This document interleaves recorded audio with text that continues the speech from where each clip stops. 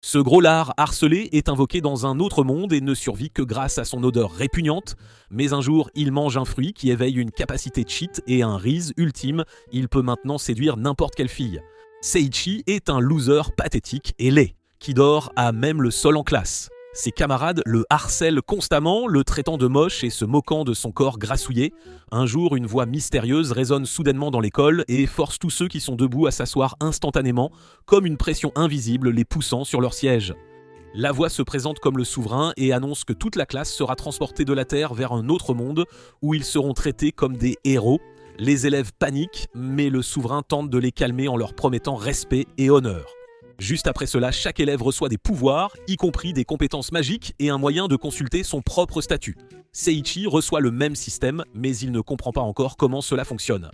Puis le souverain donne une règle. Dans 10 minutes, le transfert commencera et tout le monde doit former des équipes de 3. La salle de classe devient chaotique alors que les élèves se précipitent pour former des groupes. Seiichi essaie de rejoindre une équipe, mais quand les autres vérifient son statut, il rit parce qu'il est toujours aussi nul. Il le rejette immédiatement, le laissant seul et humilié. Lorsque le transfert commence, tous les élèves disparaissent vers le nouveau monde, sauf Seiichi. Le souverain se concentre sur lui et dit que parce qu'il a été laissé seul, il recevra une capacité spéciale unique que personne d'autre n'aura. Après cela, Seiichi est finalement envoyé dans l'autre monde. Il essaie d'y voir un nouveau départ, mais il s'effondre rapidement d'épuisement et de faim, n'ayant pas mangé depuis 5 jours, jusqu'à ce qu'il voit quelque chose de chaud et tente de le manger. Soudain, quelque chose le frappe dans le dos. Finalement, il remarque un étrange fruit à proximité, le vérifie avec sa compétence d'inspection et apprend que c'est un fruit de l'évolution. Il le mange, même s'il a un goût extrêmement amer. Un message du système indique que l'effet d'évolution a commencé, mais au début, rien ne semble différent. Peu après, Seiichi remarque un singe dans les arbres et réalise que c'est celui qui l'avait frappé plus tôt. Quand il vérifie son statut, il est de niveau 120, alors qu'il est toujours de niveau 1 et qu'il mourrait instantanément s'il était attaqué. Il reste prudent. Plus tard, après le départ des singes, il retourne dans la zone et trouve de nombreux fruits énergétiques éparpillés sur le sol. Il utilise sa capacité de stockage dimensionnel pour tous les collecter. Il trouve également une potion de soins de haute qualité et la stocke aussi. Dans une autre zone, le reste des camarades de classe se rassemblent et parlent du nouveau monde. Une fille fait remarquer que Seiichi semble avoir été envoyé ailleurs que tout le monde, ce qui ne préoccupe absolument pas le groupe. De retour dans la forêt, Seiichi erre et mange de nombreux fruits, surtout tout ce qui semble inhabituel. Finalement, il est empoisonné. Se sentant désespéré, il commence à manger encore plus car il pense qu'il va mourir de toute façon. Plus tard, il remarque qu'il lui reste encore 2 fruits énergétiques et soupçonne que ces fruits sont la raison pour laquelle il a survécu si longtemps. Quand il demande avec colère si les fruits ont réellement fait quelque chose, le système répond que de nouveaux effets ont été appliqués et que son rang a augmenté. Juste après cela, des singes l'attaquent par derrière. Il est gravement blessé et utilise la potion de soins de haute qualité pour récupérer et se relever. Le singe attaque une deuxième fois et manque de le tuer, mais son odeur corporelle, aussi immonde que ses compétences, terrasse instantanément le singe. Seiichi survit, collecte les butins du monstre, acquiert ses compétences et trouve un livre expliquant que ces singes sont des monstres de donjon intelligents. Il réalise que sa capacité spéciale du souverain lui a probablement permis de lire le livre. Puis le système annonce que l'évolution va commencer. Seiichi ressent une douleur extrême alors que son corps change, son poids diminue rapidement, son corps s'affine et ses os se déplacent. Quand cela se termine, le système dit que son évolution est complète et ajoute 1000 points à chaque statistique. Son statut augmente massivement, mais il n'a évolué qu'une seule fois et il reste encore de nombreuses étapes.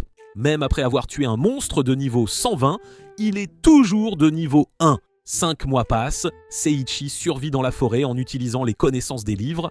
Un jour, un loup de niveau 311 l'attaque, mais Seiichi le vainc grâce à sa vitesse et sa magie.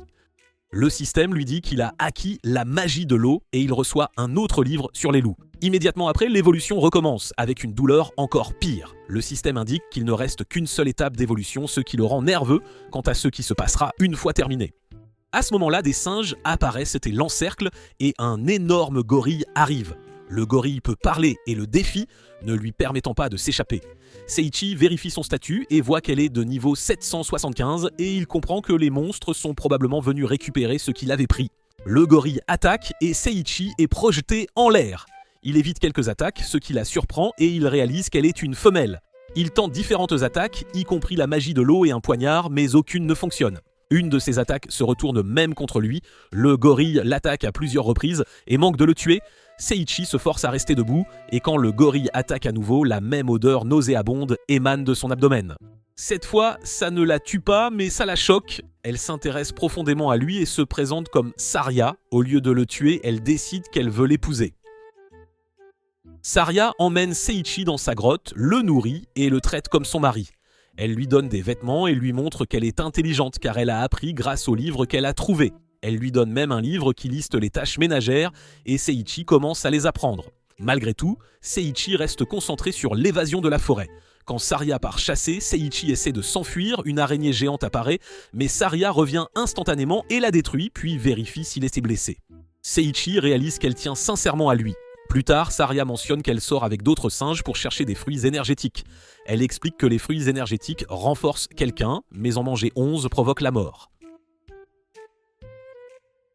Saria dit qu'elle en a aussi mangé 10 et révèle qu'elle avait gardé ses fruits pour son futur mari, mais quelqu'un les a volés. Seiichi avoue que c'était lui et s'excuse disant qu'il mourait de faim. Saria lui pardonne, disant que le fait que ce soit lui n'avait pas d'importance, puis elle dit qu'il devait de se marier correctement. Elle lui demande s'il la déteste, et il admet que non. Après cela, Saria repart et Seiichi s'enfuit immédiatement. Pendant ce temps, le reste de la classe s'entraîne toujours en groupe, faisant des combats d'entraînement avec leur instructeur. Même s'ils veulent se lancer dans de vraies missions, ils continuent de les en empêcher. Les élèves sont frustrés, disant que répéter la pratique de l'épée toute la journée ne fera pas d'eux de vrais héros. L'instructeur reste simple, s'ils n'apprennent pas d'abord le bon contrôle de l'épée, ils échoueront dans un vrai combat. Tout le monde sait déjà que l'ordre du roi est de vaincre le roi démon, mais même avec leurs corps améliorés, les élèves n'ont toujours pas les compétences appropriées. Ils agissent avec confiance, comme si ce serait facile, mais l'instructeur n'est pas d'accord. Il pense brièvement à les laisser chasser de petits monstres, puis change de plan et impose une autre journée complète d'exercice, leur disant de se concentrer sur l'amélioration étape par étape. Au même moment, Seiichi s'enfonce encore plus loin dans la forêt. Saria le poursuit paniqué, essayant de l'empêcher d'entrer dans une certaine zone interdite. Elle n'arrête pas de le prévenir, mais il l'ignore et se retrouve devant une grotte étrange où l'air semble malsain. Quand il l'entend se rapprocher, il panique et se précipite à l'intérieur quand même. Plus profondément, il trouve une étrange porte. Il l'ouvre et voit un squelette assis là calmement, comme s'il attendait. Le squelette parle comme si un humain atteignant cet endroit devait être extrêmement puissant. Seiichi vérifie son statut et voit d'abord quelque chose d'inoffensif, puis le squelette lui dit de vérifier à nouveau, et le nombre bondit à un niveau insensé, 1500, il attaque instantanément. Avant que Seiichi ne puisse être touché, Saria se précipite et prend le coup à sa place. Seiichi essaie de l'aider, mais elle l'arrête et lui fait comprendre qu'elle ne peut pas être sauvée. Elle explique qu'elle est déjà partie et ne reste là que pour un court instant grâce à son propre pouvoir. Elle l'a protégée parce qu'il l'a traitée comme une personne normale et l'a rendue heureuse. Avant de s'évanouir, elle lui demande une dernière chose. Elle veut le voir sourire. Seiichi force un sourire pour elle. Juste après cela, le squelette commence à parler comme s'il jugeait le lien entre Seiichi et Saria. Seiichi s'énerve et attaque, mais le squelette le bloque facilement. Il le pousse avec une question. Ses sentiments étaient-ils réels? Seiichi se souvient de tout ce qu'ils ont traversé ensemble et admet la vérité. Il l'aimait sincèrement. Dès qu'il l'admet, Saria commence à briller, Seiichi continue de se battre. Il essaie d'utiliser la magie, mais le squelette invoque quelque chose comme une porte qui efface chaque sort. Seiichi utilise le mouvement instantané pour s'approcher et porter un coup d'épée. Au lieu de se fâcher, il agit avec satisfaction comme s'il avait obtenu la réponse qu'il voulait. Puis il se transforme en jeune fille et disparaît. Seiichi reste là, réalisant que quelque chose d'étrange vient de se produire à cause du véritable amour. Après cela, Saria l'appelle plus près et lui dit qu'elle veut être sa femme. Seiichi accepte. Au moment où il accepte, la lueur de Saria devient aveuglante et son corps se transforme en une jeune fille humaine. Seiichi est choquée et elle confirme qu'elle est toujours Saria. Peu après, Seiichi découvre l'histoire du squelette. Il y a environ 15 000 ans, il avait été un noble maître d'épée qui entraînait des héros. Mais un complot d'empereur a détruit sa vie et tout le pays l'a trahi, y compris sa fiancée. Seule une fille est restée loyale, Maria, et elle est morte en le protégeant. Cette perte l'a brisé et l'a transformé en monstre. L'histoire laisse Seiichi et Saria le cœur lourd. Mais Seiichi croit que la douleur a enfin pris fin, car le squelette peut maintenant être à nouveau avec Maria. Peu de temps après, ils trouvent un coffre au trésor. Seiichi en sort des vêtements pour Saria, puis continue de vérifier le reste.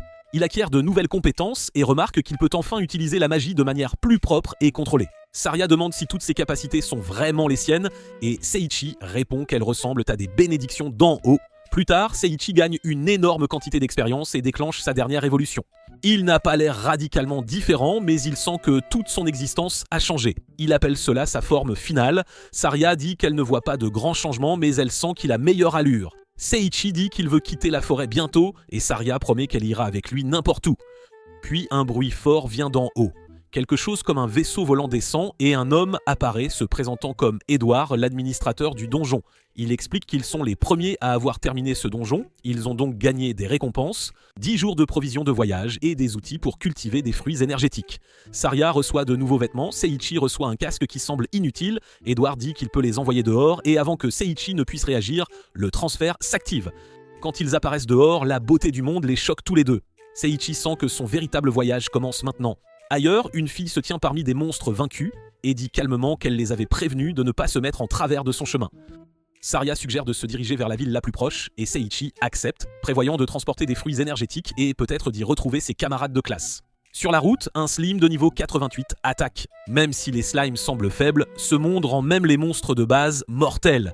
Seiichi esquive et le tranche en deux et la force de l'attaque déchire la zone autour d'eux. Il reste bouche bée, surpris de la force qu'il a acquise. Après le combat, il gagne de l'expérience et une carte de compétence qui le booste davantage. Puis le casque commence à briller, quand il le jette, il se transforme en robe. Un message apparaît, le félicitant pour sa montée de niveau et l'avertissant qu'il s'éloigne lentement de l'humanité. Il dit aussi que les monstres ne le verront plus comme l'un des leurs. Puis le message se détruit et lui brûle les cheveux. Seiichi enfile la robe et il continue. Finalement, ils atteignent la ville. Seiichi est nerveux à l'entrée, mais il passe sans problème. Saria le suit aussi. Les gardes les pressent à travers l'inspection et expliquent que l'étape suivante implique le système de donjon. Un garde avertit Seiichi de ne pas rejoindre la guilde sans réfléchir. Si quelque chose lui semble étrange, il doit partir immédiatement et cesser de prendre des décisions imprudentes. À l'intérieur de la guilde, l'endroit semble complètement fou. Une personne vêtue de vêtements de femme est battue, et plus tard, le hall semble encore plus dérangeant, avec des gens faisant des choses douloureuses et étranges, agissant de manière totalement dérangée. Seiichi ne veut pas que Saria voie ça, alors il lui couvre les yeux et essaie de partir. Mais un homme étrange apparaît derrière eux et se présente comme le chef de la guilde. Il les accueille et les force pratiquement à entrer. La personne qui avait été attaquée plus tôt se présente ensuite comme la présidente de la guilde et demande pourquoi Seiichi veut s'inscrire. Seiichi dit qu'il cherche ses camarades de classe. Elle explique que ce donjon fonctionne comme le centre d'information principal du monde. Il peut donc y trouver tout ce dont il a besoin. Saria s'accroche à Seiichi et l'encourage à s'inscrire, disant qu'il finira par aimer ça. Seiichi accepte parce qu'elle le veut et le chef de la guilde agit comme s'il savait déjà qu'il choisirait cet endroit. Avant que l'inscription ne puisse se terminer, un groupe étrange entre, remarque que Seiichi est nouveau et l'encercle. Ils le poussent jusqu'à le traîner dehors et l'amènent à leur chef. Ils exigent qu'il montre son vrai visage, puis réagissent en disant qu'il est étonnamment beau. Leur chef commence à changer de vêtements de manière bizarre et même à danser, tandis que le groupe agit comme s'il était sur le point de lui faire quelque chose et prétend que ça ne ferait pas très mal. Seiichi panique et s'enfuit pour sauver sa vie. Il s'échappe sur les toits pendant qu'ils le poursuivent et après un certain temps, il s'arrête finalement et abandonne. Seiichi finit par réapparaître à la guilde et tout le monde le regarde comme s'il était revenu d'entre les morts. Saria lui dit qu'il a fait quelque chose que personne d'autre n'avait réussi, mais Seiichi ne semble pas impressionné. La guilde explique qu'ils doivent de lui faire passer des vérifications, en gros des tests, qui dessinent du type de travail pour lequel un aventurier est apte. Ils expliquent également les principaux types de travail: combat de monstres, travail de garde et petites courses. Iris dit qu'ils ont besoin d'une personne de rang supérieur pour superviser le processus, et Seiichi s'inquiète discrètement que des aventuriers plus forts puissent être encore plus imprévisibles. Un bâton frappe le sol et une femme confiante entre. La guilde la présente comme Altria, une aventurière de rang. Elle refuse normalement de superviser les débutants, mais a accepté cette fois. Seiichi se fiche de qui le juge et Altria réagit comme s'il était complètement imprudent. La guilde laisse entendre que son attitude vient d'avoir survécu à de graves dangers auparavant. Altria se calme, s'excuse et commence à expliquer les tâches d'essai. Elle dit que l'évaluation comprend différents types de travail, comme des tâches lourdes et des demandes de type escorte. Leur premier arrêt est un orphelinat et Saria reste en arrière car elle est douée pour ce genre d'aide. Une nonne leur dit de ne pas poser de questions car le paiement est généreux. Seiichi part avec Altria pour la prochaine mission. En marchant, ils croisent des enfants qui jouent. Un enfant tombe et se gratte la jambe et Altria aide immédiatement à nettoyer la plaie et prévient que ça va piquer. Peu après, des débris tombent à proximité et Seiichi remarque qu'Altria pense déjà de manière défensive, comme si elle s'attendait toujours à ce que quelque chose tourne mal. Puis ils arrivent à un travail de démolition. Altria essaye de donner des instructions, mais Seiichi les ignore et démolit tout le bâtiment en un seul mouvement. Altria se précipite quand même, agacée mais le protégeant toujours. Elle dit que c'est exactement pourquoi elle travaille seule. Les partenaires créent toujours des problèmes. Seiichi sort en toussant et en se plaignant de la poussière et Altria s'énerve, avertissant qu'ignorer le travail d'équipe peut tuer tout le monde. Elle se calme juste après et admet qu'elle a été trop dure, puis s'éloigne. Pendant ce temps, ailleurs, les camarades de classe de Seiichi s'entraînent dur depuis 5 mois. Les instructeurs affirment que c'est pour préparer la guerre, mais la vérité est que les élèves ne sont pas du tout destinés à combattre dans des guerres. Ils sont formés pour devenir des combattants du Seigneur Démon pour des raisons que personne n'explique clairement, et les professeurs ne cessent de répéter qu'ils ne veulent pas que les héros meurent. Retour au test de Seiichi, une tâche semble facile, promener un chien. Il s'avère que c'est un loup et il traîne Seiichi comme si c'était lui qui était en laisse. Le propriétaire plaisante en disant que c'est adorable, ce qui agace Seiichi. Pendant ce temps, quelqu'un taquine Altria disant qu'elle sourit plus ces derniers temps et demandant si Seiichi en est la cause. Altria est gênée et insiste sur le fait qu'elle ne fait que superviser. Cette nuit-là, Seiichi et Saria retournent à la guilde pour leur paiement. Comme ils n'ont nulle part où dormir, Altria leur offre sa place, disant que c'est confortable et que la nourriture est bonne. Ils acceptent et Altria continue de superviser d'autres épreuves de Seiichi après cela. Finalement, Altria annonce la dernière évaluation, collecter 10 herbes médicinales le plus vite possible. Seiichi s'élance sans écouter correctement. Quand vient le moment de montrer les résultats, tout le monde présente les bonnes herbes, mais Seiichi revient avec des matériaux rares à la place. Altria lui dit que le but était des herbes, pas du butin. Seiichi prétend qu'il n'en a pas trouvé et Altria lui fait remarquer que les herbes sont juste à côté de lui. Il en attrape quelques-unes rapidement mais ne revient qu'avec 5, ce qui signifie qu'il en a besoin de 5 de plus. Seiichi retourne dans la forêt, cherche longtemps et trouve encore surtout des objets rares au lieu d'herbes. Pendant qu'il se repose, il entend 3 personnes parler d'un piège qu'elles ont tendu pour attirer un humain. Ils mentionnent s'être introduits en territoire humain sans ordre et s'attendent quand même à des récompenses. Seiichi sort et demande des herbes, réalisant à quel point la situation est mauvaise. Le groupe suppose qu'il a tout entendu et décide qu'il ne peut pas partir vivant. Il se présente et révèle qu'il travaille sous les ordres de Leia, une commandante de l'armée démoniaque. Leia invoque un énorme monstre ressemblant à un troll et l'envoie droit sur le visage de Seiichi, confiante qu'il va mourir. Au lieu de cela, Seiichi arrête l'attaque. Il explique qu'il a utilisé une compétence qui renvoie le pouvoir de l'ennemi contre lui-même. Puis il écrase leurs armes à main nue et demande à nouveau des herbes comme s'ils ne se souciaient toujours pas de leurs menaces. Cela les effraie terriblement et ils s'enfuient, promettant de se venger plus tard. Seiichi retourne auprès d'Altria avec les herbes manquantes, plus des matériaux rares supplémentaires qu'il n'était pas censé collecter. Il a l'air complètement épuisé. Altria lui dit de mieux se concentrer la prochaine fois et lui tend les herbes dont il a encore besoin. Seiichi commande sa force mais elle dit qu'il reste encore une dernière étape. Ailleurs, sous terre, Leia punit sa propre équipe pour avoir agi de leur propre chef. Ils expliquent qu'ils ont planté des sorts de téléportation pour affaiblir les humains en les envoyant dans un donjon rempli de magie. Leia est choquée et même désolée pour les humains qui pourraient y être entraînés. Elle ordonne ensuite que les membres désobéissants soient frappés 500 fois. De retour en ville, Seiichi et Saria attendent le test final.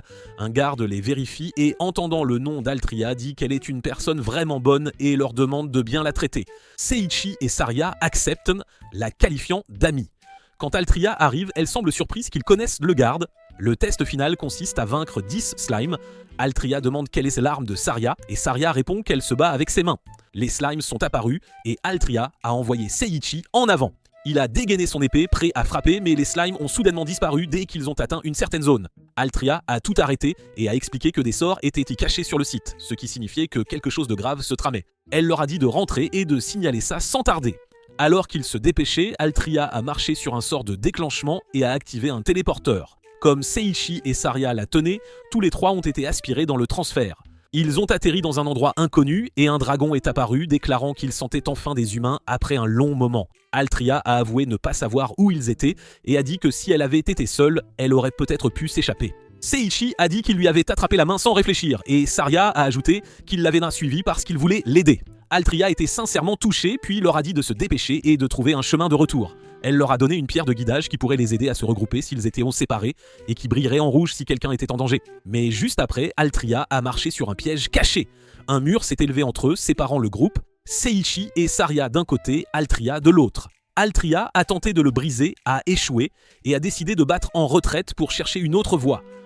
Seiichi et Saria étaient coincés d'un côté d'un mur gigantesque. Seiichi s'est énervé et a frappé le mur, mais il n'a même pas craqué. Tout ce qu'il a réussi, c'est à se faire mal à la main. Saria lui a rappelé la pierre de guidage. Avant même qu'il ne comprenne comment l'utiliser, la pierre s'est illuminée, a flotté dans les airs et a filé droit dans le mur, prouvant qu'Altria était bien au-delà de cette barrière. Puisqu'ils ne pouvaient pas la traverser, Saria a remarqué une autre route derrière eux et ils l'ont empruntée. Pendant ce temps, Altria se battait pour sa vie. Un énorme monstre ressemblant à un zombie l'a violemment projetée, la laissant ensanglantée au sol. Même là, elle a refusé de perdre. Elle s'est relevée de force, a utilisé une puissante entaille et l'a finalement terrassée. Juste après sa victoire, elle a commencé à s'inquiéter pour Seiichi et Saria, espérant qu'ils s'en sortiraient tous les trois sains et saufs. De retour avec Seiichi et Saria, les chemins du donjon étaient déroutants et on s'y perdait facilement. Ils ont suivi l'idée de Saria et sont allés dans une certaine pièce. Un coffre au trésor y était posé. Seiichi ne lui faisait pas confiance et est passé devant. Saria a demandé pourquoi et il a répondu que ça ressemblait à un piège. Il avait raison, le coffre a soudainement tremblé, a fait apparaître des bras et des jambes et a sprinté vers eux comme un monstre. Seiichi a utilisé Aquabind et l'a fracassé. Dès qu'il s'est brisé, un coffre plus petit est apparu. À l'intérieur se trouvait un livre qui expliquait la triste histoire de ce coffre. Il était autrefois important pour contenir les trésors du donjon, mais des coffres plus récents l'ont remplacé. Avec le temps, il a appris la magie, a développé des membres et est devenu une créature errante. Les humains ont même commencé à utiliser des coffres comme ça pour invoquer des monstres. L'histoire a rendu Seiichi et Saria tristes pour lui. Ils ont aussi trouvé un objet maudit, une bague qui en gros double votre malchance. Seiichi a compris que c'était presque inutile, car ça ne faisait que causer des problèmes. Puis la pierre de guidage est devenue rouge, ce qui signifiait qu'Altria était en danger. Au même moment, ils ont eu une vision d'Altria debout devant une immense porte. Sans autre issue, elle est entrée et la porte s'est refermée derrière elle. À l'intérieur, un dragon noir massif est apparu et a agi comme si Altria était un simple casse-croûte. Altria a attaqué quand même, brandissant son arme et refusant d'abandonner. Ailleurs, Leia était en colère contre sa propre escouade pour avoir désobéi aux ordres. Elle les a avertis que ce dragon noir était d'une force démente, l'un des meilleurs combattants du Seigneur Démon, et que quiconque l'affronterait serait frappé d'un terrible malheur. Seiichi a réalisé qu'Altria était en grave difficulté et a suivi la pierre de guidage, mais encore une fois, elle les a menés à un autre mur. Seiichi l'a frappé encore et encore jusqu'à ce que sa main soit sérieusement amochée, mais le mur n'a toujours pas cédé. Altria était en train de perdre. Le dragon respectait sa force mais continuait de la dominer. Même quand elle a utilisé son mouvement le plus puissant, il l'a projetée contre le mur et a utilisé une arme cristalline pour fracasser son corps.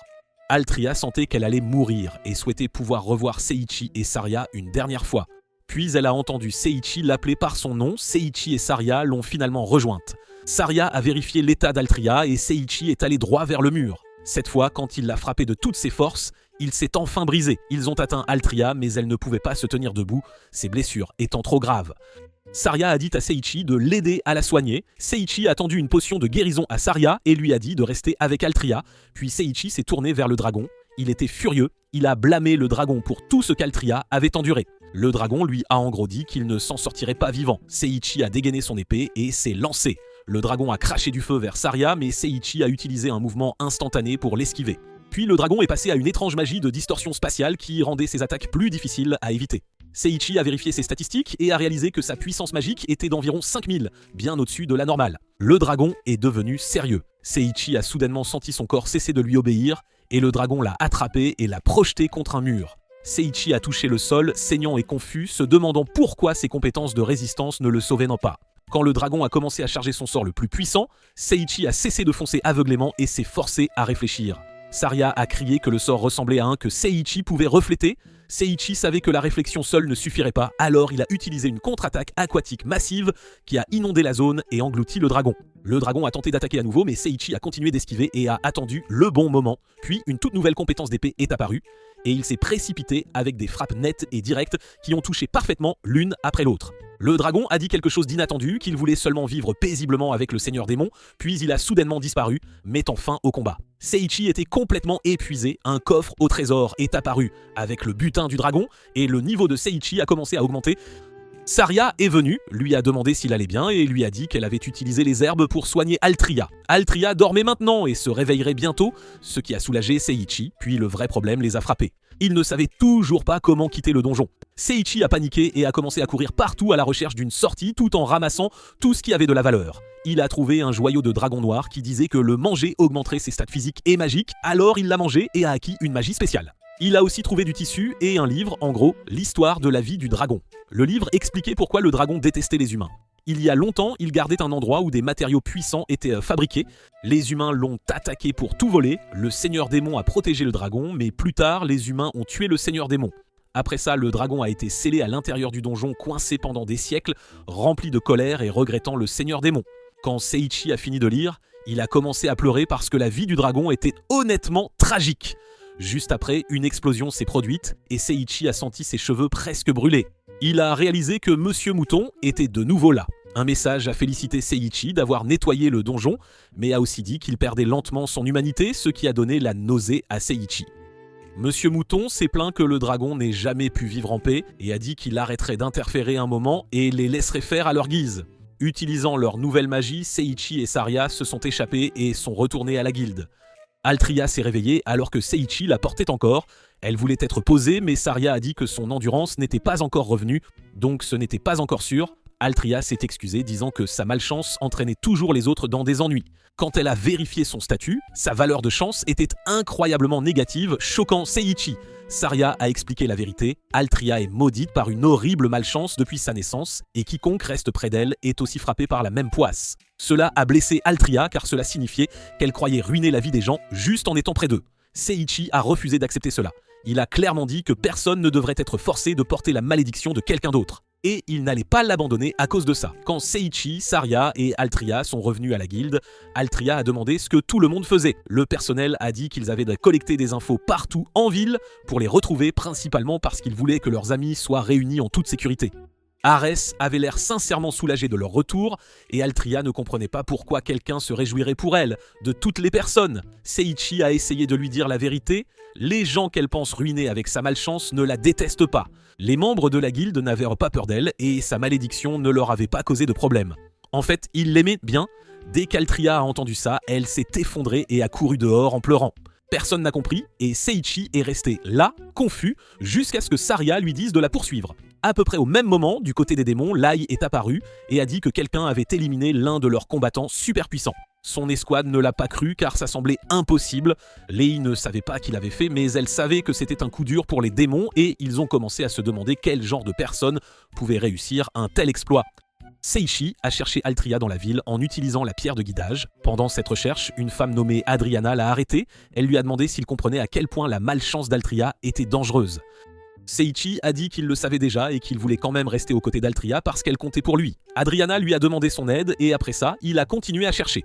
Il a fini par revenir là où il avait passé son premier test de guilde. Le bâtiment qu'il avait détruit plus tôt était toujours en ruine, comme un rappel de son insouciance. Après avoir cherché un peu, il a finalement trouvé Altria assise seule, silencieuse et brisée. Seiichi a demandé ce qui n'allait pas. Altria lui a posé une question lourde de sens, si les gens avaient encore besoin d'elle. Seiichi a répondu oui, les gens l'aimaient bien et voulaient qu'elle soit là. Mais Altria ne parlait pas seulement des gens en général. Elle voulait savoir si les personnes auxquelles elle tenait personnellement la considéraient aussi comme importante. Seiichi a réalisé qu'elle avait peur d'être un fardeau. Il s'est souvenu de ce qu'Adriana avait suggéré, rester près d'elle et ne pas la laisser seule. Alors il l'a serrée dans ses bras par derrière et a promis qu'il resterait avec elle. Il lui a dit que chaque fois qu'elle aurait l'impression de ne pas être à sa place, il serait là et il la protégerait quoi qu'il arrive. C'était le genre de promesse émotive que les gens lâchent quand ils voient quelqu'un souffrir. Altria a commencé à pleurer, des membres de la guilde sont apparus à proximité et Saria a demandé si Seiichi allait bien. Ares a dit à tout le monde de ne pas s'inquiéter car Altria reviendrait avec Seiichi. Pendant que Seiichi la tenait, il a essayé de se dire qu'il ne faisait ça que pour la réconforter. Mais ensuite, il a remarqué son parfum et a vite chassé cette pensée. Après qu'Altria se soit un peu calmée, Seiichi a abordé sa malédiction. Il lui a demandé de tendre la main, puis il a sorti une bague qu'il avait trouvée dans le donjon et l'a glissée à son doigt. Il lui a dit qu'elle était censée fonctionner à l'inverse de sa malchance, comme si elle allait transformer sa chance de terrible à bonne et affaiblir la malédiction. Altria n'était pas sûr que ce soit réel. Seiichi lui a tenu les mains et lui a en gros dit d'arrêter de douter pour l'instant. Il resterait avec elle et elle vivrait enfin sans malheur constant. Pour Altria, ça ne sonnait pas comme un discours magique, ça sonnait comme une déclaration d'amour. Elle est devenue écarlate, l'a repoussée et s'est enfuie à nouveau. Seiichi est resté là, complètement perdu. Ce n'est qu'alors qu'il a réalisé qu'il avait dit quelque chose de super sérieux sans le vouloir. Il a décidé de laisser ça de côté pour l'instant et a juste espéré qu'elle allait bien. Quelque temps plus tard, Seiichi a pris le petit déjeuner avec Saria. Il avait l'air stressé. Il a admis ne pas comprendre ce qui se passait car chaque fois qu'il essayait de parler à Altria, elle l'évitait comme s'il était dangereux. Il se demandait si elle le détestait. Saria lui a dit que les humains sont experts pour mal interpréter les situations, donc ils ne devraient pas tirer de conclusions hâtives. Puis Saria est allée à l'orphelinat, tandis que Seiichi est allé recueillir des infos sur le monde et ses camarades de classe. À la guilde, les dirigeants n'arrêtaient tout pas d'essayer de le pousser vers des programmes d'entraînement. Seiichi refusait constamment parce qu'il ne voulait pas faire partie d'un autre plan, il ne comprenait pas, il voulait des réponses. Finalement, ils ont mentionné des héros nouvellement invoqués et lui ont rappelé que les héros étaient destinés à combattre le Seigneur Démon. Ils l'ont envoyé à la bibliothèque royale et lui ont même remis une carte. Au palais, le roi s'est plaint que les héros n'étaient pas bien entraînés. Un mage a suggéré de les envoyer dans une académie de haut niveau puisqu'ils sont jeunes et faciles à contrôler. Quand le roi a demandé ce qui se passerait s'ils refusaient, le mage a suggéré d'utiliser des entraves. Ils ont clos la discussion rapidement comme si c'était la chose la plus normale du monde. À la bibliothèque royale, Seiichi a remarqué que chaque livre présentait les démons comme le mal absolu. Mais d'après ce qu'il avait vu, les humains avaient aussi fait des choses horribles. Il a commencé à sentir qu'il ne pouvait plus distinguer qui étaient les vrais méchants. Pendant qu'il lisait, ses compétences continuaient de débloquer plus de magie, puis de glace, puis encore plus, jusqu'à ce qu'il possède chaque élément au rang le plus élevé. Au lieu de se sentir heureux, il se sentait piégé comme si être normal devenait impossible. Plus tard, il a eu faim, a acheté une petite peinture d'animal à une fille et a suivi les odeurs de nourriture jusqu'à un café. Il a hésité car il ne voulait pas d'un autre endroit bizarre, mais le café était calme et la nourriture était incroyablement délicieuse. En parlant avec les gens là-bas, il a appris quelque chose de terrifiant. Dans ce monde, passer une bague au doigt d'une femme est en gros une déclaration d'amour sérieuse. Et si vous vous rétractez après, ça peut très mal tourner. C'est là que Seiichi a compris pourquoi Altria continuait de fuir. Il avait accidentellement fait passer ça pour une demande en mariage. Ailleurs, Altria a avoué à Adriana qu'elle aimait Seiichi et elles ont commencé à planifier comment se rapprocher de lui. Cette nuit-là, Altria a embrassé Seiichi et a avoué ses sentiments. Avant qu'il ne puisse réagir, Saria est apparue et lui a calmement dit de répondre correctement. Seiichi a fini par pleurer parce qu'il avait enfin compris quelque chose. Il avait touché au donjon le plus dangereux, les femmes. Après ça, Seiichi et Altria ont enfin reparlé. Altria lui a dit qu'il pouvait l'appeler par un nom spécial que seules les personnes proches peuvent utiliser. Seiichi a finalement avoué clairement ses sentiments sans fuir et ils ont partagé un court baiser. Juste comme ça, la situation est devenue réelle. Seiichi avait maintenant 2 épouses et tous les 3 devaient vivre avec cette nouvelle réalité. Presque immédiatement, la maîtresse de guilde, Adriana et d'autres sont apparus et ont commencé à célébrer comme si elles s'y attendaient. Puis, pendant que Seiichi essayait de manger, le chef d'équipe et d'autres ont commencé à danser comme si c'était la fête. La raison était simple, Seiichi n'avait toujours pas de monture et les aventuriers de haut rang sont censés en chevaucher une. Le chef lui a tendu une carte montrant où les montures étaient à vendu. Seiichi est allé seul à l'écurie, le propriétaire lui a demandé s'il participait à une course où l'on peut même utiliser des armes et où les montures coûtent cher. Le propriétaire lui a montré un cheval célèbre, puis a désigné une autre monture super rapide qui avait l'air ridicule. En la montrant, la créature s'est soudainement effondrée et le propriétaire a dit nonchalamment qu'elle était morte. Il a expliqué qu'elle était si bête qu'elle pouvait mourir en oubliant de respirer à cause de bruits forts ou de petites blessures. Bref, une catastrophe ambulante. Puis le propriétaire a sorti un autre animal et a prévenu qu'il était sauvage et ne valait pas la peine d'être acheté. Seiichi a jeté un œil et l'a dit sans détour. Ce n'était pas un cheval, c'était un âne. L'âne a immédiatement commencé à donner de violents coups de pied au propriétaire. Seiichi ne savait pas s'il devait intervenir, puis la compétence de langue ancienne de Seiichi s'est activée et il a réalisé que l'âne parlait littéralement. Il avertissait tout le monde de rester à l'écart et disait qu'il choisirait son propre propriétaire. L'âne a remarqué que Seiichi pouvait le comprendre et lui a demandé s'il l'entendait. Seiichi a dit oui. L'âne l'a invité à s'approcher puis a attaqué quand même. Seiichi a esquivé, a attrapé sa patte en plein coup de pied et l'a soulevé pour qu'il ne puisse plus se battre. Après avoir lutté, l'âne a abandonné, s'est excusé et a dit que Seiichi était le seul digne d'être son maître. Seiichi a accepté comme si ce genre de folie était désormais normal. L'âne s'est présenté comme Lulu. Le propriétaire de l'écurie est devenu furieux, mais Lulu lui a donné un coup de pied si fort qu'il a volé contre le mur. Après ça, Seiichi et Lulu sont partis ensemble. Lulu passait la meilleure journée de sa vie. Dès qu'elle est sortie, elle a reniflé l'air et a juré qu'elle sentait de la nourriture. Elle a dit qu'elle mourait de faim, alors Seiichi lui a acheté quelque chose à manger. Lulu l'a remercié comme s'il était la personne la plus gentille du monde. Ils ont mangé ensemble et honnêtement, la nourriture était bien trop bonne pour un endroit au hasard. Un peu plus tard, ils ont entendu des cris. C'était le grand frère de la fille à qui Seiichi avait acheté un dessin auparavant. Il l'a réprimandée, disant qu'elle gaspillait son talent. Seiichi est intervenu et la fille s'est présentée comme Mii.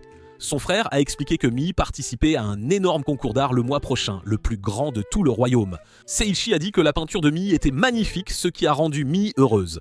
Puis le frère est devenu jaloux et a montré sa peinture aussi.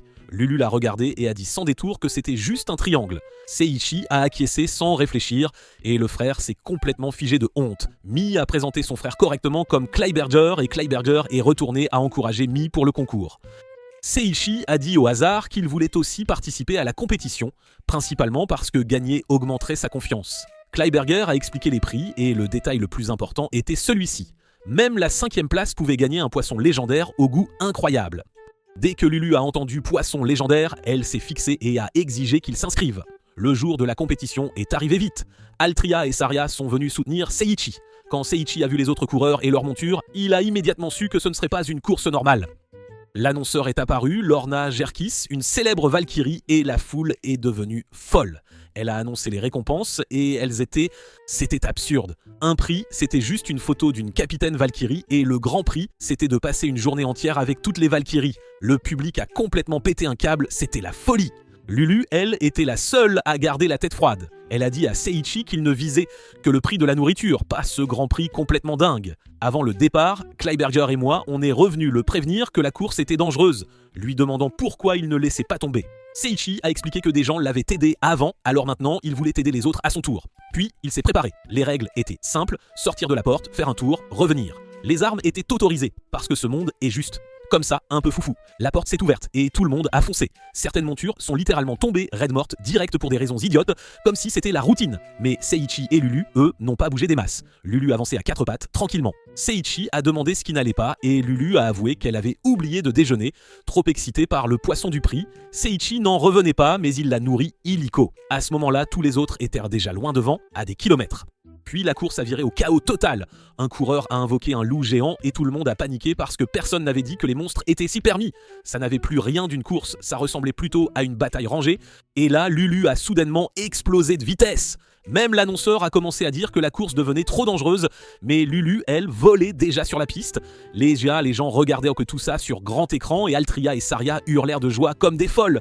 Seiichi a dit à Lulu de ralentir, mais elle a répondu qu'elle avait mangé un fruit de vitesse et ne pouvait plus se contrôler. D'autres coureurs ont commencé à dire que l'âne allait se faire dévorer. Lulu, elle, s'en fichait royalement.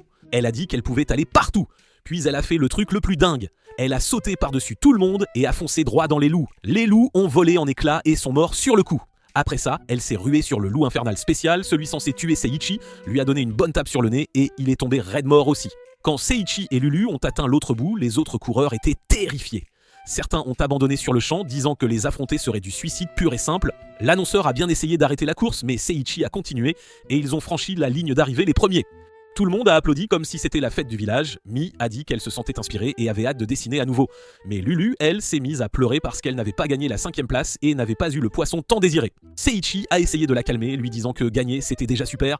Lulu n'y a pas cru un instant jusqu'à ce que Seiichi promette qu'il pourrait réessayer une autre fois, car il y a toujours de la meilleure nourriture quelque part. Lulu l'a serré dans ses bras puis a commencé à briller. Devant tout le monde, Lulu s'est transformée en une jeune fille humaine. Seiichi a paniqué et l'a vite couverte avec des vêtements. Altria est devenue furieuse, exigeant de savoir ce que Seiichi avait bien pu faire. Seiichi a expliqué, Lulu avait mangé un fruit d'évolution, c'est pour ça qu'elle avait changé. Saria l'a soutenue et pour le prouver, elle s'est même retransformée en gorille une seconde, histoire de montrer que c'était possible. Les choses se sont calmées. Altria a aidé Lulu à s'installer et tout le monde a commencé à l'apprécier, c'est fou. Puis, sortie de nulle part, une porte magique s'est ouverte. 2 personnes sont apparues, ont utilisé un sort pour immobiliser Seiichi et l'ont traîné de force même s'il protestait. Au palais des démons, les généraux démons tenaient une réunion importante. Leuya a choqué tout le monde en déclarant vouloir une alliance avec le royaume de Wembley. Elle a affirmé qu'un seul humain avait vaincu le plus fort combattant du Seigneur démon. Et cet humain, c'était Seiichi, ni plus ni moins. Un général a argumenté à propos d'une prophétie, mais Leia a dit qu'elle risquerait sa vie pour protéger son peuple. La plupart des généraux l'ont soutenu, et celui qui n'était pas d'accord est parti en claquant la porte. Plus tard, Seiichi n'a pas eu son mot à dire sur la suite des événements. Il a été escorté directement au château d'Archershell, et une fois la magie de liaison retirée, ce n'était pas la liberté, mais un nouveau problème qui l'attendait. On l'a guidé dans une cour de combat ultra sécurisée, conçue pour l'entraînement d'élite. Dès qu'il est entré, l'atmosphère a rendu la chose évidente. Cet endroit n'était pas fait pour les questions, non, c'était pour l'obéissance, point barre. C'est là que Louise, la capitaine des Valkyries, est arrivée, et a instantanément prouvé pourquoi tout le monde la craignait tant. Elle a déchiqueté les combattants autour d'elle comme s'ils étaient partes de simples mannequins d'entraînement. Quelqu'un a fourré une épée d'entraînement en bois dans les mains de Seiichi, lui disant en gros « C'est ton tour ?» Seiichi a bien essayé de dire qu'il voulait partir et rentrer, mais Louise n'a même pas réagi, elle a traité ses mots comme un bruit de fond et a continué la séance, imperturbable. Au même moment, dans un tout autre endroit, l'Académie Barbador se remplissait de nouveaux étudiants, dont des personnes liées à Seiichi. Quelques grandes gueules ont commencé à se comporter comme s'ils avaient déjà réussi, se moquant des autres et se vantant d'être assez forts pour affronter des monstres. Maintenant, ça a vite dégénéré. D'abord, ils ont demandé un match amical, puis ils ont commencé à monter en épingle l'idée d'un défi où tout le monde se disputerait pour savoir qui pouvait abattre le plus de monstres. Avant que ça ne tourne au désastre, la présidente du conseil étudiant s'est avancée et a tout arrêté net d'une gifle sèche et d'un regard glacial. Elle a clairement fait comprendre que la confiance imprudente n'était pas du courage, mais de la pure stupidité. Les fauteurs de troubles ont reculé illico, se souvenant soudain que la vraie force n'a pas besoin de se vanter constamment, pas du tout. De retour au château, Seiichi s'est retrouvé directement face à Louise. Elle a frappé la première, s'attendant à un coup facile, mais Seiichi a glissé et l'a évité. Rien que ça l'a fait marquer une pause. Parce que la plupart des gens ne l'esquivent pas aussi proprement, c'est sûr, Seiichi n'a pas fait le malin pour autant. Il savait que ça n'avait l'air fluide que de l'extérieur. Louise a alors augmenté l'intensité et est revenue à la charge plus fort et plus vite, essayant de le forcer à commettre une erreur coûte que coûte. Mais le plus étrange, c'est que Seiichi continuait d'éviter absolument tout. Chaque coup manquait de peu, comme s'il bougeait une demi-seconde avant l'impact. Les Valkyries qui regardaient ont commencé à s'inquiéter, car ça ne ressemblait plus du tout à de la chance, non. On aurait dit qu'il lisait le combat à l'avance. Louise a réalisé que son approche sérieuse habituelle ne portait toujours pas ses fruits, alors elle a opté pour une tactique finale, le tout pour le tout, visant à en finir avec un mouvement décisif une bonne fois pour toutes. C'est là que les sens de Seiichi ont changé. Ce n'était pas une nouvelle arme ou une explosion de puissance soudaine, non, c'était sa conscience qui s'aiguisait. Ses instincts et sa capacité de détection des ennemis se sont synchronisés, élargissant sa perception du monde. Ses réactions sont devenues plus rapides, son timing plus précis et tout autour de lui semblait plus facile à suivre. Il a esquivé au moment parfait, s'est avancé et a frappé le bras de Louise d'un coup de pied bien placé. Son épée a volé, frappant le sol avec un bruit sec. Avant que quiconque puisse souffler, Seiichi avait sa lame d'entraînement pressée contre son cou. Le message était clair, le combat était terminé et il avait gagné sans l'ombre d'un doute. Le terrain d'entraînement est devenu silencieux. Louise l'a fixé, comme si elle ne pouvait pas y croire, puis, de manière totalement inattendue, elle a demandé à le traiter comme un maître. Seiichi avait l'air confus car il n'était jamais venu là pour diriger qui que ce soit et il n'avait absolument pas l'intention de devenir un instructeur d'épée pour les Valkyries, non mais... Une Valkyrie nommée Claudia l'a pris à part pour une discussion privée. Elle n'a pas perdu de temps, lui a dit que sa force était anormale, puis elle a ramené Louise comme il se doit. Claudia a expliqué pourquoi Louise était si importante, en fait. Louise n'utilisait pas du tout de compétences magiques typiques. Elle ne pouvait pas compter sur des sorts ou des systèmes de capacités spéciales comme les autres. Au lieu de ça, elle avait créé ses propres méthodes d'épée à partir de pur talent, de répétition et de techniques qu'elle avait inventées elle-même, c'est dire. Seiichi a souligné à quel point ce genre de combattant était rare. Claudia a ajouté qu'une seule personne dans tout le royaume pouvait vraiment égaler Louise, Bladen le Noir. Louise s'est ensuite excusée pour l'histoire du maître, mais Seiichi n'a pas insisté. Il a laissé couler. Et c'est là que Louise l'a encore surpris en le remerciant, presque comme s'il l'avait sauvé. Seiichi n'a pas compris avant qu'elle n'explique ce qu'elle voulait dire. Elle avait vécu la majeure partie de sa vie isolée, seule au monde. Elle était tellement au-dessus de tout le monde que les gens avaient cessé de la traiter normalement et avaient commencé à la considérer comme un danger. Être imbattable, ça sonnait impressionnant, mais ça la laissait seule au sommet. Seiichi a compris ce genre de solitude et ne l'a pas ignoré, loin de là. Il lui a permis de l'appeler ainsi, en partie parce que cela semblait lui apporter un certain soulagement. Louise a répondu avec un enthousiasme intense, promettant qu'elle resterait près de lui, quoi qu'il arrive, si intense, qu'on aurait dit qu'elle ne savait se connecter aux gens que par le combat, c'est dingue. Juste après, la situation a basculé. Une servante a fait irruption en criant que le roi avait été attaqué. Les gens ont dit à Seiichi de ne pas s'en mêler car il était un étranger et n'avait rien à faire dans les affaires du château. Voyons! Seiichi a hésité juste assez longtemps pour envisager de s'en aller, puis a décidé qu'il ne pouvait pas. Il a utilisé une capacité de perception à large portée, une sorte de vision du monde, pour localiser l'attaquant à l'intérieur du château avec précision. Le plus choquant, c'est que l'assassin n'était pas un tueur endurci, c'était une enfant. Seiichi l'a confronté et lui a fait comprendre à quel point c'était mal. L'enfant, Auriga, a quand même attaqué avec une dague sans hésiter. Seiichi l'a attrapé facilement et l'a empêché de se blesser davantage. Une compétence de style réflexion est apparue pendant l'échange et il a renvoyé l'arme de manière contrôlée, épinglant ses vêtements au mur au lieu de la blesser, bien sûr. Quand elle a réessayé, Seiichi a mis fin à tout ça d'un coup précis qui l'a assommé.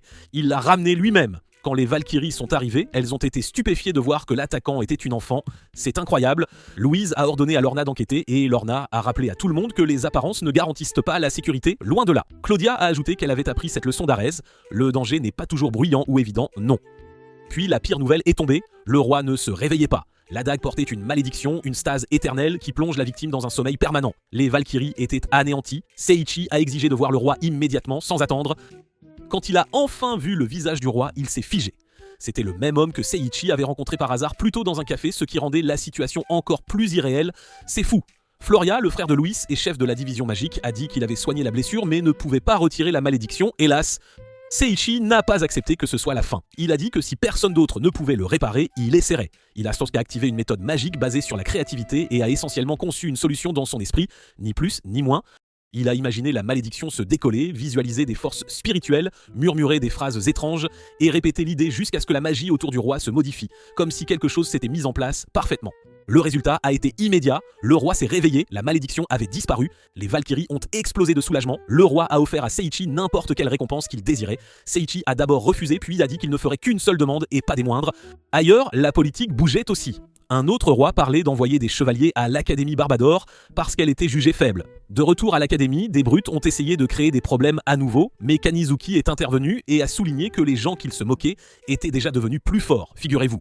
Depuis leur inscription, certains ont reculé sur le champ, d'autres non. De retour avec Seiichi, il a été révélé que sa demande ne concernait ni l'argent ni le statut, mais Louise. Il voulait qu'elle apprenne le vrai esprit sportif et ne reste pas piégée dans ce rôle d'arme invincible et solitaire, c'est tout.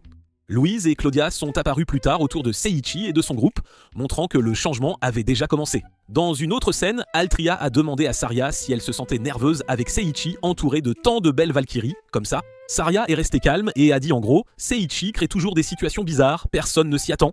Altria a acquiescé. Dès que Seiichi est impliqué, les règles normales ne s'appliquent plus, c'est un fait. Plus tard, Seiichi a passé du temps avec Ranzurf dans une scène étrangement décontractée pour un monde aussi dangereux, il faut dire. Ils se lavaient le dos l'un l'autre comme si de rien n'était. Pendant ce moment de calme, Ranzurf s'est confié sur son rêve. Il voulait un futur où humains et démons pourraient parler sans peur, où la race et la nationalité ne décideraient pas de la valeur de quelqu'un, où l'égalité ne serait pas juste un mot utilisé quand ça arrange, et où les guerres finiraient point A par cesser, pour de bon. C'était idéaliste, peut-être irréaliste, mais ça correspondait parfaitement à Ranzarf car il croyait sincèrement que la paix pouvait être plus qu'une simple fantaisie. Plus tard, Zakiya a confronté le roi et lui a demandé s'il était vrai que les chevaliers étaient envoyés à l'Académie Barbador, comme on le disait. Le roi n'a pas répondu directement, il a réagi comme si la question elle-même était irrespectueuse. Ruben a eu l'air choqué et Elio a rabroué Zakiya pour avoir osé défier le roi. Zakiya a insisté, voulant savoir quel était le vrai plan, le fond de l'affaire. Les chevaliers n'étaient-ils transformés qu'en outils de combat ? Elio a répondu comme si c'était un honneur que l'Empire leur offrait, et elle a parlé de mettre des bracelets spéciaux aux chevaliers, comme si c'était normal et non terrifiant, c'est absurde. Avant que l'argument ne puisse aller plus loin, quelqu'un a tiré une flèche droit sur le roi. Sakiya est intervenu, l'attrapant comme une balle lancée. Le roi a ordonné l'arrestation de l'attaquant et a dit à Elio de boucler la zone sans tarder. Puis il a posé la question évidente, des démons étaient-ils impliqués ? Elio a dit qu'elle avait entendu une rumeur dangereuse, que quelqu'un nommé Rang essayait de travailler avec des démons. Le roi a pris ça comme une crise. Soit ils interviennent immédiatement, soit ça devient la guerre, ni plus ni moins. Elio, bien trop confiante, s'est carrément vantée d'avoir déjà géré la situation. Quand le roi a demandé ce qu'elle voulait dire, elle a fièrement admis avoir envoyé des tueurs, des assassins et des types d'exécuteurs sombres qui ne reviendraient donc pas avant que tout soit réglé, c'est clair. La façon dont Elio et Elena étaient d'accord donnait l'impression que le meurtre n'était pour elle qu'une simple formalité administrative. De retour avec Seiichi, il s'est soudain retrouvé entouré de Louise, Altria, Saria et Lulu, toutes là. Il ne comprenait pas pourquoi elles étaient toutes au même endroit. Floria a expliqué qu'il les avait réunies parce qu'elle voulait toutes voir Seiichi en même temps. Ça a vite tourné au malaise. Altria a admis qu'elle se sentait jalouse de voir Seiichi constamment entouré de belles femmes, c'est vrai. Saria a immédiatement fait remarquer qu'Altria l'admettait carrément à voix haute. Au moment où Louise est apparue, Altria a supposé que Seiichi avait ajouté une autre femme et a essayé de le gifler, mais Seiichi l'a arrêté et a clarifié le malentendu, heureusement. Les présentations ont suivi et elles n'ont fait que rendre les choses encore plus étranges, a clairement déclaré qu'elle était la femme de Seiichi. Floria l'a complimentée. Altria s'est maladroitement présentée comme l'amie de Lulu. Lulu a ensuite déclaré, avec une confiance absolue, qu'elle avait dédié toute sa vie à la magie. C'est dit! Floria avait l'air d'avoir le cerveau en surchauffe. Il essayait de comprendre comment un seul gars pouvait avoir tranquillement une femme, une amie jalouse et une véritable fête du chaos relationnel autour de lui. Il a même qualifié Seiichi de dangereux, non pas au combat, mais plutôt dans le genre « ta vie est un désastre ambulant », c'est ça l'idée. Seiichi se demandait discrètement quelle sorte de réputation il était en train de se forger. Pendant ce temps, l'enfant assassin Auriga était en détention. Lorna a essayé de l'interroger de la pire des manières, comme dans un mauvais feuilleton. C'est affreux. Elle a utilisé de la nourriture comme appât, a taquiné Auriga avec l'odeur, puis l'a mangé devant elle, comme si la faim était censée briser quelqu'un mentalement. Seiichi a finalement craqué, il a fait irruption et a exigé qu'ils arrêtent de traiter ça comme une blague, c'est inadmissible. Louise est intervenue aussi et a immédiatement remis Lorna à sa place en annulant sa nourriture pour la journée. Lorna a fondu en larmes, mais Louise n'a pas bougé d'un pouce. Au lieu de ça, Louise a retiré le tissu qui couvrait le visage d'Auriga et lui a donné de la nourriture correctement comme il se doit. Seiichi a dit à Auriga qu'elle pouvait manger autant qu'elle voulait. Et elle l'a fait, comme quelqu'un qui n'avait pas été traité comme une personne depuis longtemps, très longtemps. C'est là que Louise a révélé le vrai problème. Auriga portait un collier d'esclave, un équipement magique conçu pour forcer l'obéissance, c'est terrible. Seiichi a réalisé que ce collier était probablement la raison pour laquelle elle avait attaqué Rang en premier lieu. Quand on a demandé à Auriga si on pouvait l'enlever, elle a dit non. Puis le collier s'est soudainement fissuré tout seul, comme par magie. Tout le monde s'est figé. Louise a expliqué que le collier avait une fonction de ce genre. Seiichi a appelé ça par son vrai nom, de la cruauté intégrée à un système. Le roi est arrivé et a déclaré la mission d'Auriga comme un échec sans appel. Elio a agi comme si le collier l'avait protégé, puis a froidement suggéré qu'Auriga pouvait se suicider si elle le voulait. Le roi a même donné la permission de l'exécuter si nécessaire. Il était clair qu'il ne voyait pas Auriga comme une enfant, mais comme un simple objet jetable. C'est horrible. Ailleurs, Zakiya avait déjà capturé l'attaquant précédent, un homme nommé Shin. Son motif n'était pas politique ou l'heure. C'était la vengeance. Il avait vu une innocente fille démon, une simple vendeuse de fleurs, sans armes, sans danger, se faire tuer sans raison. Ce moment l'a brisé et il a décidé que tout le système méritait une bonne raclée. De retour au présent, pendant qu'un autre rageait et détruisait tout autour de lui, Seiichi tenta de nouveau de libérer Auriga de son collier. Il ne voulait pas s'enlever, il se rappela comment il avait levé la malédiction du roi avec sa magie créative et essaya de faire quelque chose de similaire. Mais cette fois, le cercle magique dans sa main rétrécit comme si son pouvoir était instable s'il ne se concentrait pas attentivement. Il réalisa qu'il ne pouvait pas juste souhaiter, il devait le modeler avec une réelle et profonde intention. Puis il se rappela qu'il avait une récompense ou un déclencheur spécial qu'il pouvait utiliser. Il forma une image dans son esprit, celle du président Lincoln, et quelque chose se déclencha. Un nouveau type de magie prit forme, la magie axée sur la liberté, pure et simple. Le collier se brisa complètement. Auriga s'effondra et pleura comme si son corps réalisait enfin qu'il pouvait respirer à nouveau. Seiichi lui dit qu'elle était libre maintenant. Saria la serra fort, essayant de lui donner de la chaleur au lieu de plus d'ordre. Altria était toujours horrifiée, disant qu'elle ne pouvait pas croire qu'on puisse mettre un collier d'esclave à un enfant. Au milieu de tout ça, Lulu entra nonchalamment et commença à manger la nourriture abandonnée de Lorna comme si de rien n'était. Lorna le vit et faillit exploser de rage, mais Auriga commença à parler avant que Lorna ne puisse crier. Auriga expliqua enfin sa vie. Elle dit qu'elle venait d'une lignée de Chabet et servait autrefois l'Empire. Enfant, elle fut séparée de sa famille. Les enfants étaient enfermés tandis que leurs parents étaient envoyés dans des camps de détention. Dès lors, elle vécut seule.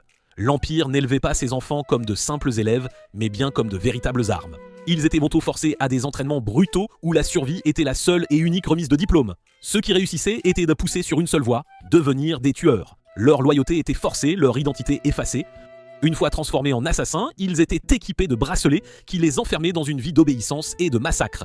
Seiichi lui prit doucement la main et lui dit que le cauchemar était enfin terminé. Il lui fit comprendre que rien de tout cela n'était de sa faute. C'était le crime de l'Empire. Puis il fit quelque chose de simple, mais d'énorme. Il lui dit qu'elle pouvait le considérer comme un grand frère et qu'il la traiterait comme sa propre famille.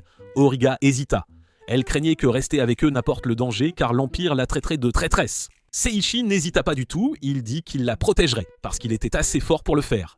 Puis il demanda à Louis si Auriga pouvait rester avec eux. Louis accepta, disant que le roi et Rang voulaient aussi qu'Auriga soit protégée coûte que coûte. Seiichi expira enfin comme s'il avait retenu son stress dans sa poitrine tout ce temps, et il dit à Auriga clairement et fermement qu'à partir d'aujourd'hui, elle était avec eux. Elia coinça Chris pour une mise à jour, voulant savoir comment le camp du Seigneur Démon se préparait.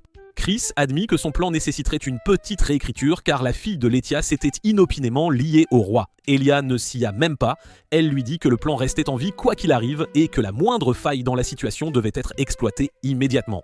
Caris intervint avec une vue d'ensemble, le Seigneur Démon amassait des troupes pour un affrontement à grande échelle et tout le camp criait des slogans comme s'ils se battaient pour lui, transformant cette préparation en une parade bruyante et émotionnelle. Pendant que tout ce complot se déroulait, Seiichi était de retour à son entraînement personnel. Florio supervisait sa pratique magique et lui dit carrément que son contrôle du mana avait atteint un tout nouveau niveau. Le pouvoir désordonné et sauvage d'avant devenait enfin quelque chose qu'il pouvait diriger et ce n'était plus seulement Seiichi. Altria et Saria avaient aussi commencé à étudier la magie, essayant de suivre le rythme au lieu de juste regarder. Puis Louise apparut et Seiichi sentit instantanément l'ambiance changer. Elle n'était pas là pour discuter, elle avait l'air de quelqu'un sur le point d'entrer dans une tempête. Elle dit à Seiichi qu'elle devait partir en mission et lui demanda de bien protéger le roi pendant son absence. Seiichi demanda ce qui se passait et Louise expliqua que des rapports arrivaient concernant le Chevalier Noir et que des monstres apparaissaient près de la frontière. Ses forces ne pouvaient pas gérer ça seule, alors elle et les Valkyries partaient renforcer les lignes de front sans tarder. Seiichi promit que Rang serait en sécurité sous sa garde. Louise sembla satisfaite et partit s'équiper. Bientôt, les Valkyries étaient alignées et prêtes. Louise fit un rapide adieu à Seiichi et il répondit de la manière la plus simple possible, leur disant en gros de ne pas se faire tuer, Puis elles partirent et le château sembla étrangement silencieux sans elles. Seiichi se replongea dans l'entraînement et le changement était évident. Le flux en lui n'était pas seulement plus fort, il était plus fluide, comme une rivière qui aurait cessé de déborder pour couler profondément et calmement. Florio dit même que Seiichi avait atteint le point où il pouvait maîtriser une technique de contrôle, ce qui rendit Seiichi mal à l'aise, presque coupable, comme s'il devenait quelque chose de bien trop dangereux. À ce moment-là, une nouvelle capacité apparut dans son statut. Enfer sans fin. Le nom seul lui fit perdre la tête. Il se figea, le fixa et craqua soudainement émotionnellement. Il se mit à pleurer, disant que sa magie devenait trop extrême, comme s'il devenait un désastre ambulant au lieu d'une personne normale. Florio tenta de le calmer, lui disant qu'il s'améliorait et ne se perdait pas. Avant que ce moment ne se calme, les deux plus forts chevaliers, Eris et Joselle, apparurent. Seiichi demanda alors ce qu'ils voulaient. Ils dirent qu'ils escortèrent quelqu'un que le roi avait spécifiquement demandé. Le visiteur entra et la réaction de Florio révéla tout. C'était Barnaba, un mage sacré. Seiichi ne reconnut pas le nom, mais Florio le vénérait pratiquement, c'est dire. Il s'exclama que Barnaba était le meilleur mage vivant, le genre de personne qui avait maîtrisé toutes les branches de la magie. Florio admit même qu'il avait acheté les livres de Barnaba 3 fois séparément, un set pour étudier, un pour archiver et un pour prêter, bien sûr. Barnaba sourit comme s'il trouvait l'obsession de Florio adorable et aussi comme s'il le connaissait depuis toujours. Seiichi eut le sentiment que ce n'était pas une visite aléatoire, c'était personnel. Peu après, Rang arriva et salua Eris et Joselle, et Seiichi marmonna sous son souffle que ces deux chevaliers étaient complètement fous. Barnaba et Rang parlèrent, et Rang sembla stupéfait. Il demanda à Florio comment il connaissait Barnaba, et Florio révéla le rebondissement. Barnaba et Florio avaient autrefois été les instructeurs personnels du roi. Rang essaya d'être respectueux et offrit à Barnaba une chaise normale, mais Alice présenta nonchalamment quelque chose qui ressemblait plus à une chaise de torture. Barnaba s'assit joyeusement quand même, comme si toute cette situation l'amusait. Rang demanda pourquoi Barnaba était venu, et Barnaba commença à parler de son académie. Florio dit discrètement à Seiichi que Barnaba était mieux classé que lui là-bas. Coupé à l'académie, Kazuki affrontait 4 gardes en même temps et gagnait, tandis que les étudiants regardaient, comme si c'était une légende qui se déroulait en direct. Barnaba dit à Rang que les héros invoqués d'un autre monde causaient des problèmes à l'école. Cette phrase « un autre monde » frappa Seiichi durement comme un rappel qu'il ne pouvait pas échapper. Puis un messager de la garde forestière fit irruption avec des nouvelles urgentes. Des milliers de monstres étaient apparus près de la forêt, et ce n'étaient pas des faibles, loin de là. Rang sembla secoué par le nombre et les niveaux. Barnaba tenta de le calmer, soulignant que les Valkyries étaient actives, mais Rang répondit que la plupart des forces étaient déjà occupées à la frontière, et bien occupées. À la frontière, Louise et les Valkyries firent face à un mur compact de monstres. Louise jeta un coup d'œil et ordonna aux chevaliers noirs de les abattre avant qu'ils ne puissent se regrouper. Elle descendit de cheval, tira sa lame, et le champ de bataille éclata en un instant. Quand les monstres déferlèrent, Louise répondit par une entaille balayante infusée d'eau qui anéantit tout ce qui se précipitait sur elle. Claudia ordonna aux Valkyries d'avancer et les chevaliers rejoignirent le combat. Le chevalier noir reconnut même la dominance habituelle de Louise, c'est dire... Puis Claudia arriva avec le genre de message qui vous noue l'estomac. Des monstres se dirigeaient aussi vers la capitale. L'ambiance changea instantanément, passant du plan de bataille 2. Cela pouvait s'effondrer très rapidement. Ailleurs, Elia et Caris parlaient comme si elles avaient déjà gagné. Elia souligna que les chevaliers noirs étaient concentrés en un seul endroit, ce qui laissait Tilbert affaibli et très vulnérable. Elle admit que quelques jokers pourraient interférer, mais Caras croyait que les chiffres bruts décideraient. Effectivement, près de la frontière de Tilbert, une armée monstrueuse se tenait, arrangée comme une véritable force d'invasion, prête à tout. Seiichi et les autres le virent d'en haut. Altria sembla stupéfaite et dit qu'elle n'avait jamais rien vu d'aussi massif. Seiichi acquiesça et ajouta que les niveaux étaient assez élevés pour être terrifiants. Saria, calme mais ferme, dit en gros qu'il les anéantirait tous. Seiichi la regarda, cligna des yeux et demanda comment elle comptait se battre maintenant qu'elle était sous forme humaine. Et au fond de son esprit, il sentit le changement, ce n'était plus de l'aventure, c'était la guerre. Puis Lulu s'accrocha au bras de Seiichi, disant qu'elle avait très peur. Seiichi lui dit que la peur était normale dans un moment pareil, mais la peur de Lulu était très Lulu. Elle dit que si la capitale tombait, il n'y aurait plus de nourriture, et que c'était ça, la vraie horreur. Seiichi la regarda, genre « Sérieusement, tu penses à ça ?» Lulu hocha la tête comme si c'était évident, plaisanta qu'elle se battrait même contre Dieu pour ses repas, puis rit comme si le monde ne brûlait pas. Auriga s'avança ensuite, étonnamment sérieuse. Elle dit qu'elle tenait à ce pays et voulait se battre pour le protéger coûte que coûte. Seiichi lui dit de ne pas trop se forcer. Origa demanda presque timidement s'il lui caresserait la tête quand tout serait fini. Seiichi promit instantanément, puis les forces de Tilbert arrivèrent et certaines commencèrent immédiatement à tout détruire sur leur passage, causant des dégâts comme si elles se pavanaient au lieu de défendre quoi que ce soit. C'est fou. Seiichi demanda pourquoi ils détruisaient l'endroit qu'ils étaient censés protéger. C'est là que Josel se transforma en personnage principal. Il se lança dans les airs, criant qu'avec des aventuriers ici, les monstres n'avaient absolument aucune chance. Il rit comme si c'était un festival, puis il retomba et son corps commença à se muscler, à gonfler, ses yeux devenant rouges.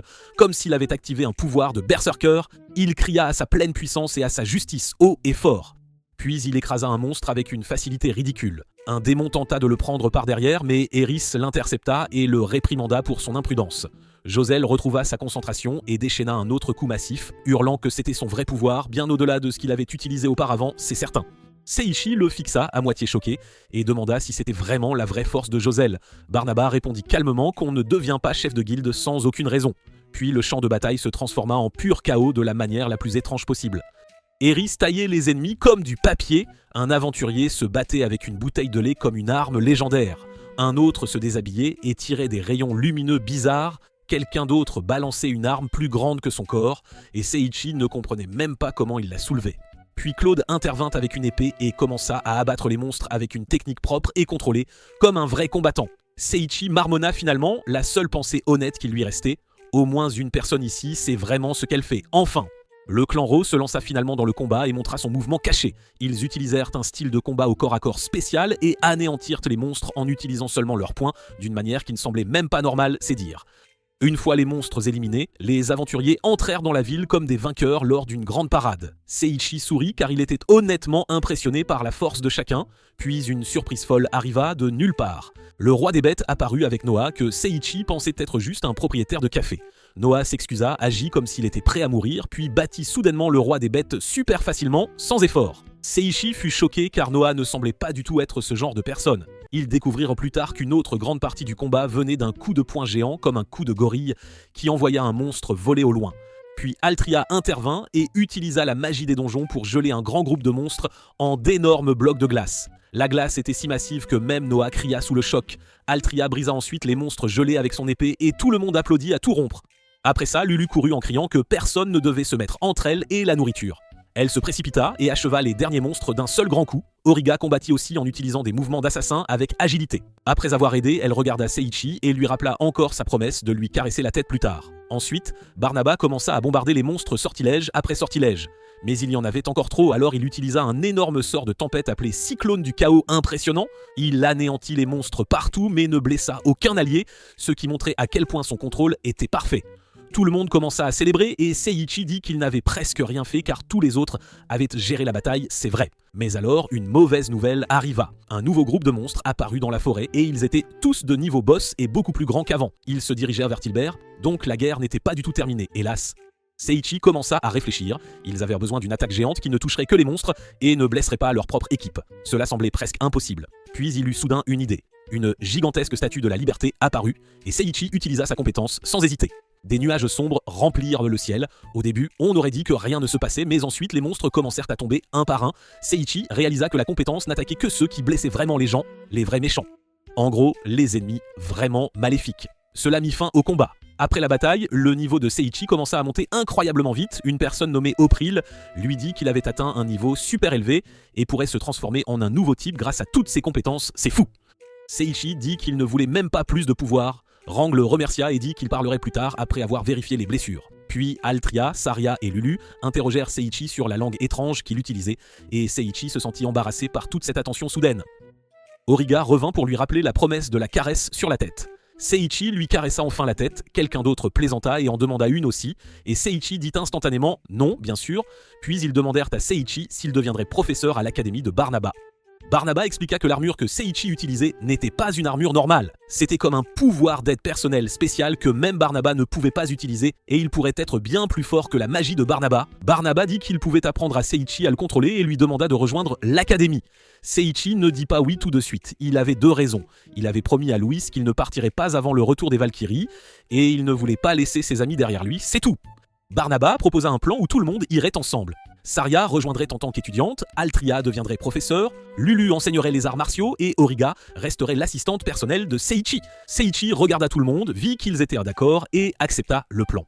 Ils partiraient ensemble une fois que Louise serait revenue. Après cela, Seiichi passa un temps paisible avec tout le monde avant de partir tranquillement. Il mangea avec Lulu, eut un rendez-vous calme avec Altria et sortit plus tard avec Saria qui demanda d'inclure Origa pour qu'elle ne se sente pas seule. Les trois s'amusèrent beaucoup et Origa tint la main de Seiichi joyeusement. Plus tard, Origa joua avec des enfants pendant que Seiichi s'asseyait avec Saria. Seiichi remercia Saria et lui dit qu'il l'aimait, ce qui la fit pleurer.